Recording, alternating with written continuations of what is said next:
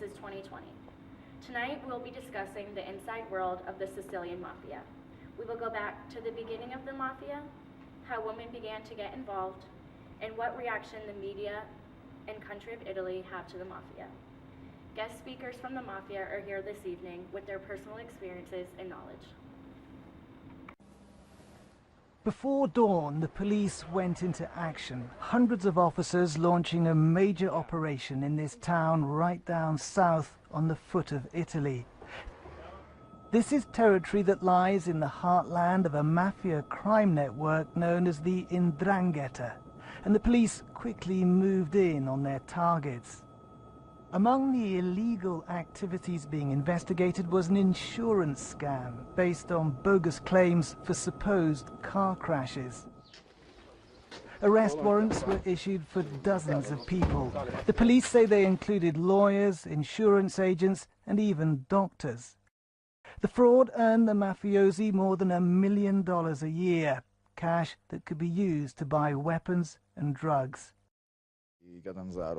Last night, 350 people carried out the operation aimed to arrest the people responsible for the main crimes occurred at Lamezia Terme in the last 6 to 7 years.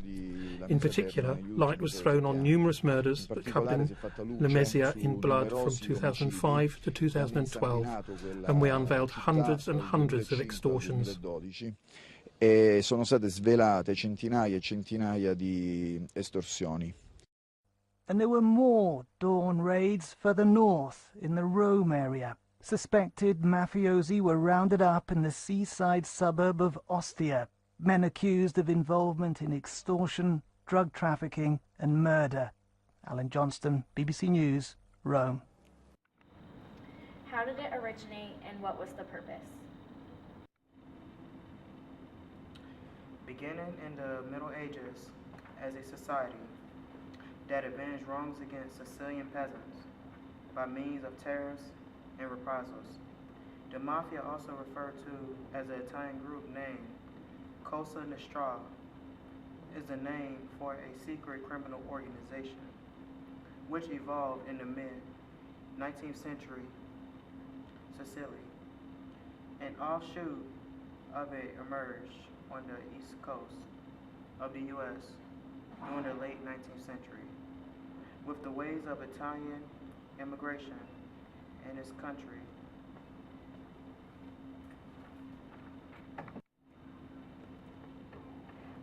The Sicilian Mafia is a loose confederation of about 100 mafia families.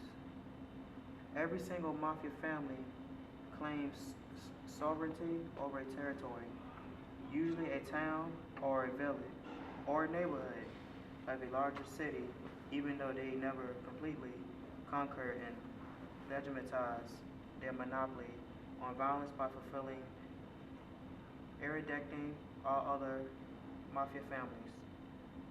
For many years, single mafia families were their sole ruling bodies. They have remained the real centers of power even after the creation of subordinate bodies in the 1950s. Like the Sicilian Mafia Commission, even in the 1950s, many people were still in the opinion that the Mafia was not criminal, but stood for respect of the law, defense of all rights, and greatness of character. In Sicily, Mafia once meant something like pride, honor, and even social responsibility. It was an attitude-come organization. Being a mafioso also meant being honorable, noble, and generous. Have women taken leadership roles, and how are you treated in the workplace?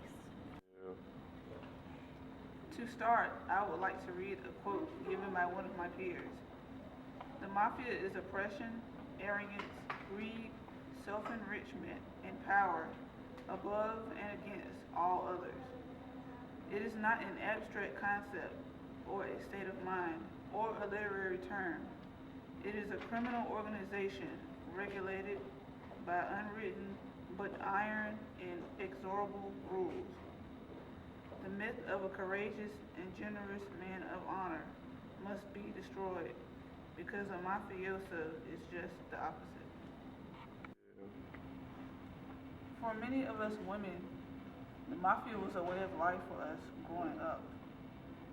Many of us rose to power after our fathers, brothers, or uncles became incarcerated for many different reasons. We became the bosses because there was no one else left to lead the mafia. This has led to a rise of feminism within our culture, which is translated into the mafia. We have a slightly different treatment in the workplace. We work typically in the enterprise syndicate, which entails keeping the books, ordering the violence, and organizing the structure of the mafia. As of right now, we have not yet been able to cross over into the power syndicate, which actually deals with the execution of the violent crime. Although we've grown over the years, the real power in the mafia rests on the actual act of committing the violent crime. How does the media portray the mafia, and what's your relationship like with the state? Well, the media, they always give us that bad image. They show us as to be these bad guys, these rude individuals who do nothing for society. But that's not how we see ourselves. We see ourselves as the good guys, the ones who help each other, the ones who help our family, the ones who help society be better society. We protect those around us. We are there not to be a menace to society, but to help everyone else out, and that's what we want to show. The media, however, gives us this bad image, and this is what kids see growing up, is they see us as these bad people, and really, I don't think we are. So this is something that the media does not like about us, and they will portray us as the bad guys. When it comes to the state, yeah, we have our hand within politics, but once again, just like a family, it's all there to protect everyone. It's there to help each other. We're there to better society, not to help ourselves, but to better everyone. And this is what we are here for.